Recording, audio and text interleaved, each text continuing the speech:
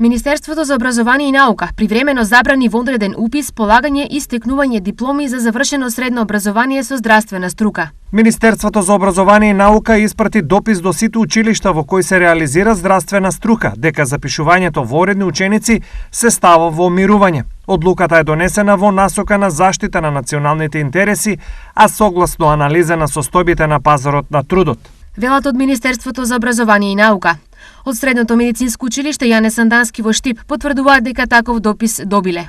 На 23.2023 година од Министерството за образование и наука добивме допис со кој на сите училишта од здравствениот сектор им се укажува да го стават во мирување запишувањето на вонредни ученици од мартовската испитна сесија па натаму. Средното медицинско училиште во Штип, кој единствено во регионот, имаше 167 редовно запишани ученици, но вонредно овде годишно се запишуваат 50.